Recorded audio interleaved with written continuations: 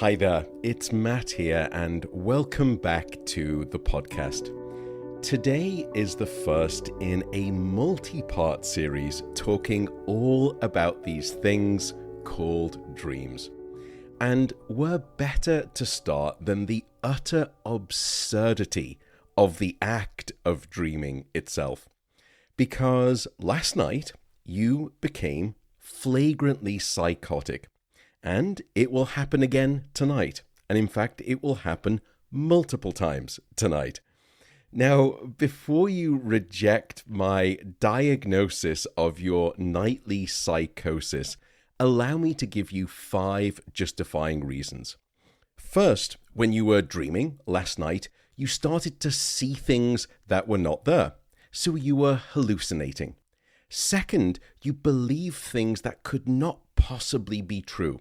So you were delusional. Third, you became confused about time, place, and person. So you were disoriented. Fourth, you had wildly fluctuating emotions, something that psychiatrists call being affectively labile. And fifth, and wonderfully delightfully, you woke up this morning and you forgot most, if not all, of this bizarre dream experience. So you were suffering from amnesia. Now, if you were to experience any one of these 5 symptoms while you were awake, you would perhaps be seeking significant psychological attention and treatment. Yet for reasons that are only now becoming clear, the brain state called REM sleep and the mental experience that goes along with it, called dreaming, are both normal biological and psychological processes, and, as we will learn, are truly essential ones as well. Now, REM sleep is not the only time during sleep when we dream. If you use the liberal definition of dreaming as any mental activity reported upon awakening from sleep, such as me going into a patient's room at night and we wake them up, and I say, was there anything going through your mind? And they say, well, I was just thinking about rain, which, by the way, sounds desperately British to me.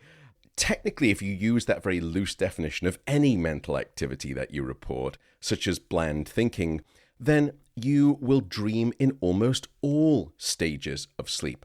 But the things that most of us call dreams, those really hallucinogenic, those movement-filled, those emotional and bizarre experiences with a very rich narrative, they largely come from the stage of sleep we call rapid eye movement, or REM sleep. And over the past 20 years, our new scientific view of REM sleep has given rise to an understanding of 3 basic questions regarding dreaming. First, how does the brain create this neural activity that we call dreaming? Second, can we explain what it is that we dream about from a scientific perspective? In other words, do dreams have their source in, let's say, recent waking experience, or very distant past memories? Or instead, are dreams something that are completely new? They are de novo experiences generated by the brain, completely unrelated to any past experience. The third question is why it is that we dream. In other words, what is the purpose, what is the function of REM sleep dreaming, if it has one at all? So the how, the what, and the why of dreaming, these are the things that we're going to discuss in this series. And today we're going to address the first of these questions. How is it that your brain is capable of dreaming, specifically dreaming during REM sleep? Or, said differently, this episode is all about your brain on dreams. Now, it was the advent of brain imaging machines in the early 2000s that allowed odd scientists like myself the ability to reconstruct beautiful 3-dimensional visualizations of the brain activity during REM sleep dreaming. And it was well worth the wait. because these new scientific findings actually challenged many of the postulates of Sigmund Freud and his theory of dreaming as wish fulfillment. But there were important virtues of Freud's theory, and credit where credit's due. But there were systematic flaws, and we'll speak all about those in a later episode. The sponsor supporting today's podcast is Inside Tracker, which I'm sure you've heard about from lots of top health experts in the field.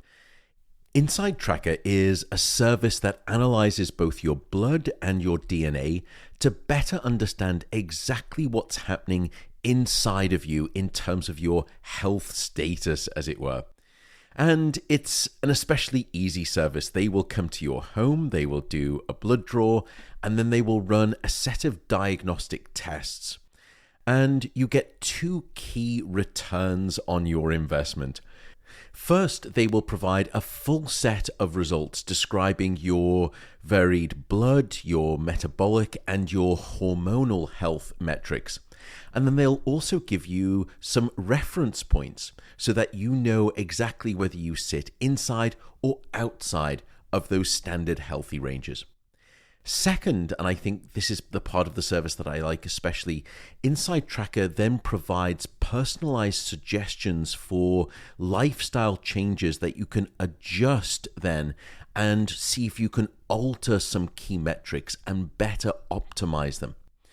So if you would like to try Inside Tracker as a service, all you need to do is go over to insidetracker.com/Matt Walker. And there you will actually get a full 31% off any one of their programs. So that's insidetracker.com/Matt Walker to use their service at a discount. And now let's get back to the podcast.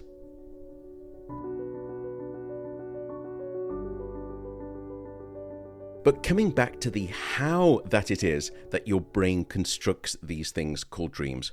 If we watch the brain firstly switch from deep non-REM sleep, where we typically see very little dreaming, over to the REM sleep state, something remarkable happens.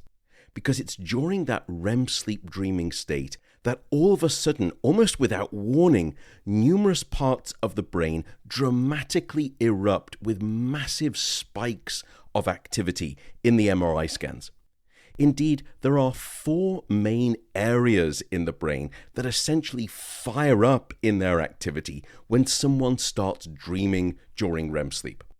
The first are what we call visuospatial regions at the back of the brain that enable complex visual perception. Despite, by the way, the fact that your eyes are closed and you're not perceiving the outside world, those parts of the brain light up. Second is the motor cortex, which normally instigates movement when you are awake. That part of the brain lights up during REM sleep dreaming.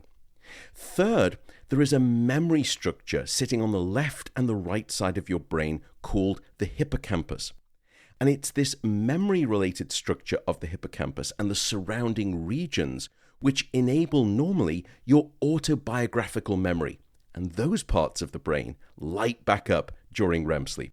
Fourth, and finally, deep emotional centers of the brain, a region called the amygdala. In fact, you actually have 2 of them, as well as a part called the cingulate cortex. Those burst into life when you go into REM sleep dreaming. And both of them help generate and process emotions. Indeed, parts of these emotional brain regions are up to 30% more active when we are in REM sleep compared to when we're awake. But the brain scans then revealed another even more stunning surprise.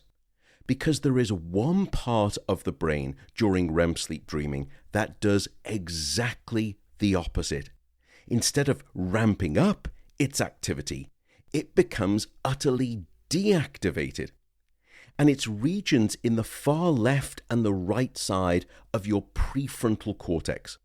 Now, to find this area of your brain, you can just take your left and your right index fingers and place them above your eyes, and then move them about 2 inches further up your forehead.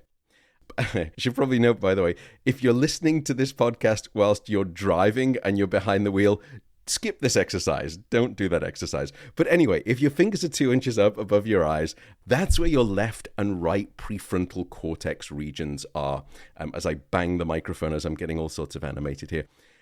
It was these neural territories, the left and the right side, what we call the lateral prefrontal cortex, that were suppressed in their activity during the otherwise very highly active brain state of rapid eye movement sleep. Why is this important? Well, the prefrontal cortex you can think of almost like the CEO of your brain. It's very good at structuring rational thoughts and making logical top-down decisions and controlled reactions, particularly controlling things such as your emotions. Yet this region is taken offline every single time you enter the dreaming state. So in other words, the dreaming brain is a neurological state that is characterized by strong activation in visual, motor, emotional, and autobiographical memory regions of the brain, yet a deactivation in regions that control rational thought. And this has allowed us to understand from a brain perspective exactly why it is that dreams are the way that they are, at least REM sleep dreams, why they are bizarre, because your prefrontal cortex has gone offline, why they're hallucinogenic, often visual, why they're movement active, why they are rich, filled with memories, and why they are linked to strong emotions. And you can well imagine, parenthetically, by the way, if you're experiencing all of those things, it's a really good job that we don't act out our dreams.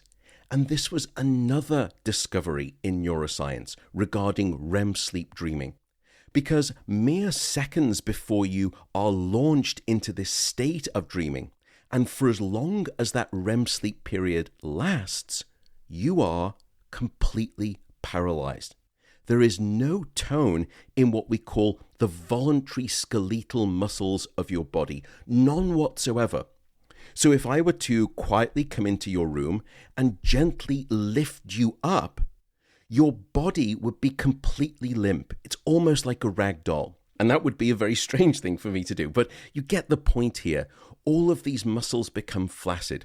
Now, rest assured, you don't have to worry that all of your involuntary muscles, those that control automatic operations such as breathing, etc., and your heart, of course, those all continue to operate and maintain life during this thing called REM sleep.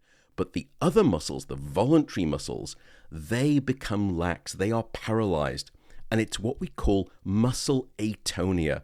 And anything usually with the word "a" before it in medicine means an absence of that. So it is an absence of tone within the muscles. And so because of this muscular paralysis signal that is sent from the brain down your spinal cord, you will, in effect, become an embodied prisoner. You are incarcerated into this physical lockdown during REM sleep.